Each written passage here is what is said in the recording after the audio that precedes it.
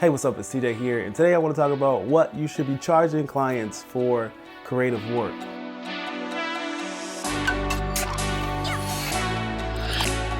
Before we get into it, I want to let you know there's some presets and LUTs available at Artist Minds, which is over at my website, tjdavidsonfilms.com/Artist Minds. There's some free stuff there. There's some other LUTs and presets available there as well. Go check it out. There's some free stuff, so you can download that. So I was on IG last night and I got this question that basically asks, what questions should you ask your clients before giving a creative promo or before providing them some type of service, creative service of any type. So that is a pretty loaded question for me. I feel like, we're all different types of creatives. Maybe you're in the graphic design industry, maybe you're in the videography or photography industry. Whatever type of creative you are, I wanted to talk about basically the system that you should have in place to help you kind of price for clients and price for creative work. So these are a few tips that I have for anyone trying to charge for creative work. So it's very important that you make your clients do the legwork. Now, when you're getting a lot of inquiries in, sometimes you may have people who have big eyes and big ideas, but very small budgets. And sometimes you may be spending your time with someone who's really only able to spend $500 or able to spend a small amount of money, but want a lot of work.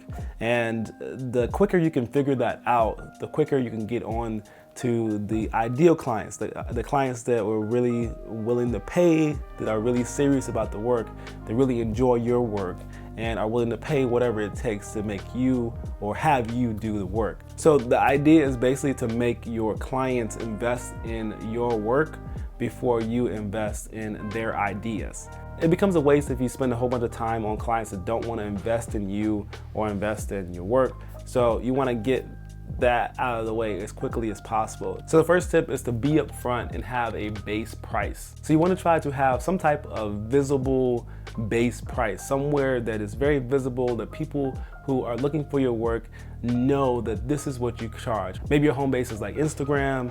You want to have somewhere on your Instagram what your base price is to do the work that you do. Or you may want to push people to your website. Somewhere on your website, when people go to inquire or contact you, you should have some type of base price there to let them know how much it will cost to start. And that price just lets them know this is the ballpark that you need to be in. So if you're going to contact me after this point, you should know that you'll be spending at least this amount of money. Now, this will weed out a lot of people who will understand that, hey, I can't afford this guy. If that's the starting rate, then maybe I should, try to do it myself or find a buddy of mine to help me out.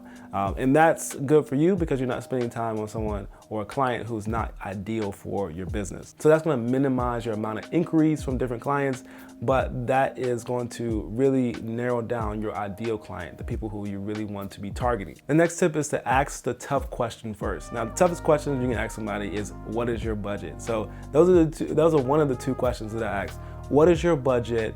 And also, what are some details about your project that you can tell me to help me get a better understanding?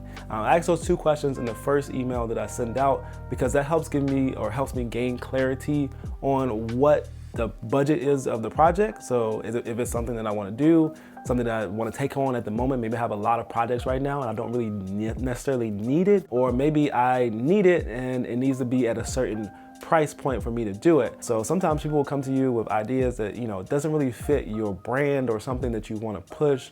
Now you want to do work that will help attract clients that you want. So if the work doesn't necessarily reflect that, or maybe the ideas that they have don't really necessarily reflect something that you would like to produce, then that gives you the opportunity right away to say things like, hey, I'm sorry, I'm booked, or I'm sorry, I don't really do that type of work. And just be really honest with the person. Maybe send them to someone who does that type of work that they're looking for. People will appreciate that even more if you can send them to someone who can get the work done for them. It also just tells you how serious a person is about getting the work done. So if a person has a ton of details and they know everything down to the location, down to how long they want to shoot, down to the different people they have involved in it, down to like colors and things like that, then you know that person is really, really serious about the work.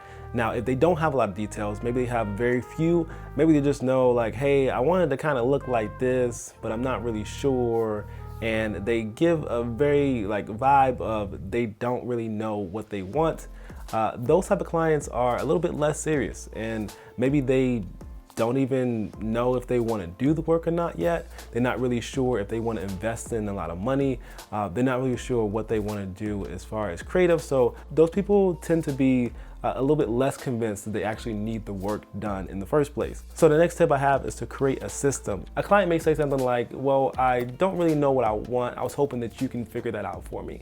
Well, as a creative, to me, that's a little bit of extra charge. I mean, if you want me to create the ideas that you want, if you want me to sit down and really nail down everything that you want, to me, I'm acting as your art director now. And that's something that you can charge a little bit extra for. But having a system in place, so we know that we want to ask the tough questions first, we want to get that out of the way. Now we have a good idea of where the client stands, where their mindset is. And now we go and send them a questionnaire. A questionnaire will really help you narrow down those things. So if they do want you to find all the details for their work or help them figure out what they really want, a questionnaire will help the client understand what they need and help you understand what the client needs as well. And they also help you understand what you need to charge for that particular job. So a questionnaire is basically just a series of questions that you can send over to a potential client to help them gain clarity on what they want out of this project or out of this job.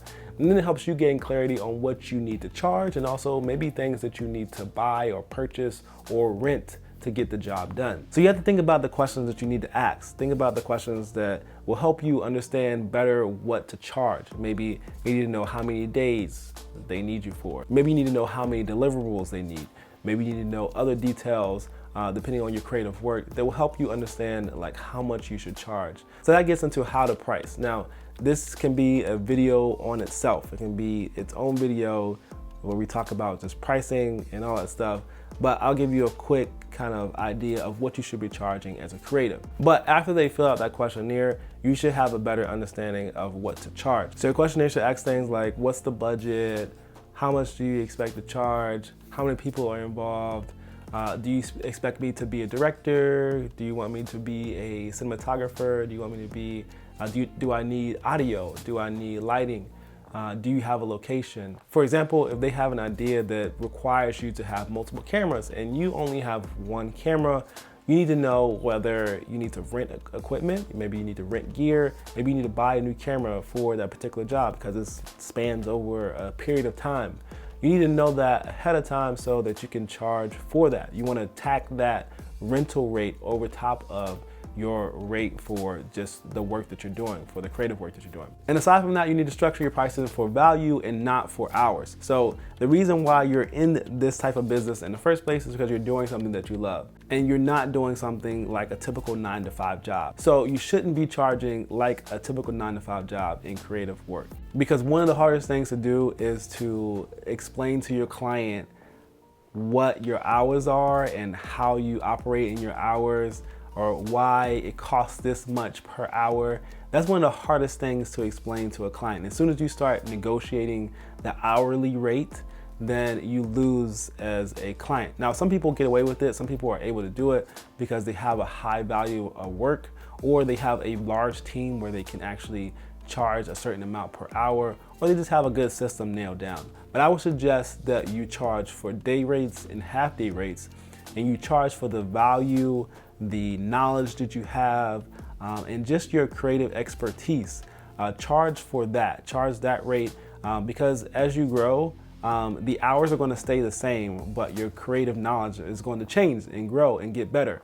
So you need to charge for that instead of for the hours. So for example, I charge for day rates and half day rates. My day rate for a cinematographer, if you would just ask me to show up, be a cinematographer, be a cameraman, my rate is $1,500. I'm not directing anything, I'm just capturing what's going on and just shooting it. If you ask me to be a director, my rate is $1,500 as well for the day rate. And if you ask me to be an editor as well, my rate is $1,000. Now, that's not necessarily a day rate, but just for a particular job. Once you get an understanding that there are different hats that you're wearing on all these different jobs, you understand that like I'm a director, I'm a cinematographer, and I'm an editor, that's where you get to kind of understand like, okay, like I should be charging a little bit more, because that's what it will cost you to actually hire someone to do that work. What if you don't know how to edit and you have to hire someone to edit?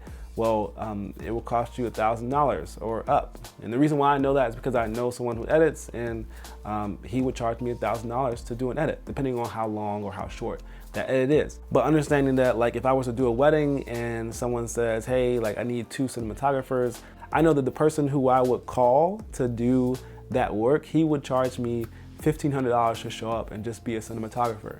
Understanding that and knowing that if you're doing a job yourself and someone is asking you or requiring you to do all those or wear all those different hats, maybe you're a director, maybe you're a cinematographer, maybe you are being the editor as well, and you're running audio at the same time.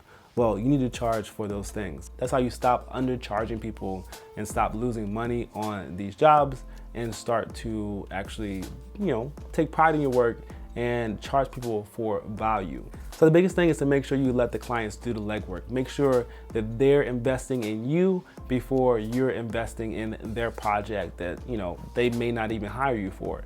Make sure they invest in you, and once they start to invest in you more, once they start to answer the questionnaire, they will kind of like be invested in you and you doing the work. If they're not willing to fill out the questionnaire, then they don't really want to invest in you. A lot of people just want to know your rates, like how much you're gonna charge, like right away. It's really a tough question. You don't want to take on a job and someone asking you to do so many different things, and you are really biting the bullet for their project. So you want to make sure that you are asking the right questions. You want to make sure that you have a system in place. Once you have all those questions answered, you want to make sure that you have a good system in place that will take them through the process as quickly as possible. And make sure that you're not taking on clients that are not helping for the promotion of your work or helping to take your business to the next level. And it may seem like there's less and less clients coming in, maybe there's less clients inquiring. That's just you weeding out the bad clients. The good clients will find their way through, and eventually they will only want you to do the work and no one else. So just think about it that way, because those clients that you're not getting anymore as far as the inquiries, those are clients that made you frustrated in the first place. Those are the clients that will frustrate you to make you not want to do the creative work that you do. So you want to be happy, you want to enjoy the work that you do, and you want to get paid while doing it, get paid the proper amount that you should be getting paid. So if you have any questions, let me know in the comments below. I'll see you guys in the next video. Peace.